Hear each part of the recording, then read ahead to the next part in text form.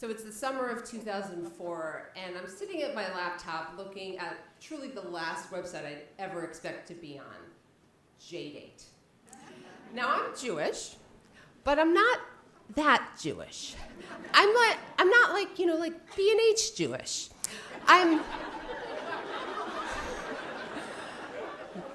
But I do celebrate the Chai holidays. And online dating was still kind of new at the time, and I had never done it before. And on top of that, I had never had a boyfriend before. And I really, really wanted one. So I go for it. So a couple of nights later, I get a message from this guy named Avi. And Avi is rugged. And the thing that stands out to me most about Avi is that he is a dead ringer for Mel Gibson.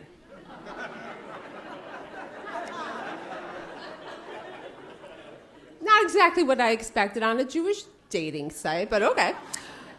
And so he's telling me how he's just moved from Israel to Philly. He wants to move to New York City to work in finance. At the time, he's working in retail.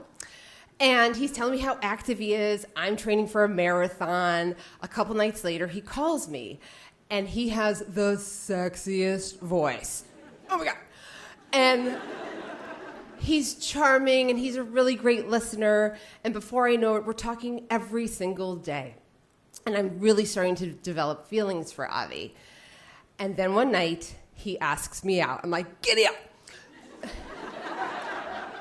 And I'm like, oh my God, online dating is amazing. I've been on this site for like 2 weeks, and I am practically engaged.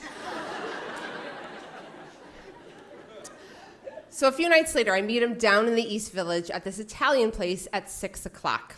He still looks like Mel Gibson. And I give him a huge hug. He's so strong. And he pulls out my chair, and I'm like, what a gentleman. Noted. And, we're just making small talk, looking over the menu. Waitress comes over to take our order. And I order, wine and some pasta. And Avi orders nothing. And I was like, you don't want water or anything? He's like, no. I said, well, how come? And he goes, I don't eat after 6 o'clock. And I'm like, I wonder why he invited me to dinner exactly at 6 o'clock. Okay. So we keep chatting, and the conversation is a little bit stilted. It's kind of awkward, and I'm like, well, maybe he's nervous, because it's just not the same vibe as we had on the phone. And so the food comes out, and I say to Avi, do you want a bite? Because I'm a giver. And he says, I told you I don't eat after 6 o'clock. I'm like, okay, I didn't know that was a hard and fast rule. And so I eat by myself. And it's pretty awkward. And I'm trying to keep the conversation going in between bites, because I'm like, we had such a strong connection on the phone. And so I finish eating, and Avi looks at me and he goes, wow, you can put away a lot of food.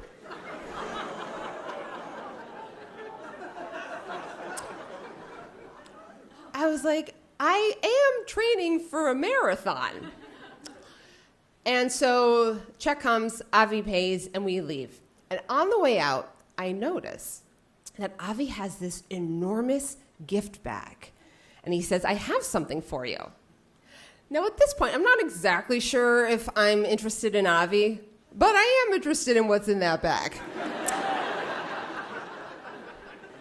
So we go and sit over on this park bench, and I look deep into this bag, and it is filled to the gills with so much stuff. And so I pull out a pair of socks, and then I pull out a fairy princess book, and then I pull out another pair of socks, and then I pull out a refrigerator magnet, and I'm like, is this Avi's version of a mixtape?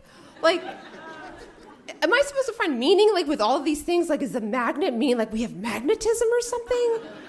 I'm totally baffled. And it takes me, 10 minutes to go through this entire bag, and I'm feigning so much excitement with each item. And the last two things I pull out are 2 uninflated Mylar balloons that read, "You're so special." And I think, if I were really special, you would have put helium in those things. And I was like, Avi, thank you so much for all this stuff. Like, where'd you get it all? And he goes, the 99-cent store. I'm like, oh, of course. Of course.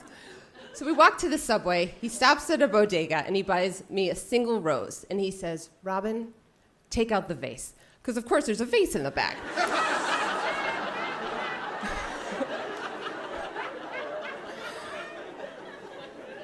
And he puts the rose in the vase, and he looks me in the eye, and he says, Robin, will you be my girlfriend? I know. And I was like, oh my God, I have wanted this for like my entire life. Oh my God, oh my God, oh my God.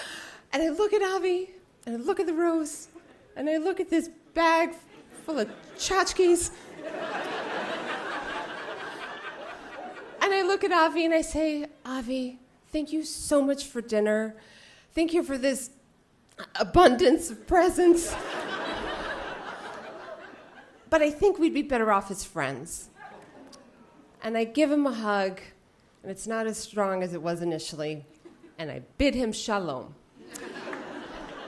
And as I'm walking to the subway, I'm thinking about the date, and I'm like, you know what? I think I really need to give JDate more of a chance because I'm pretty sure I can find a guy who'll eat after sundown, somebody who I connect with on and off the phone, and with any luck, a guy who'll put helium in my balloons.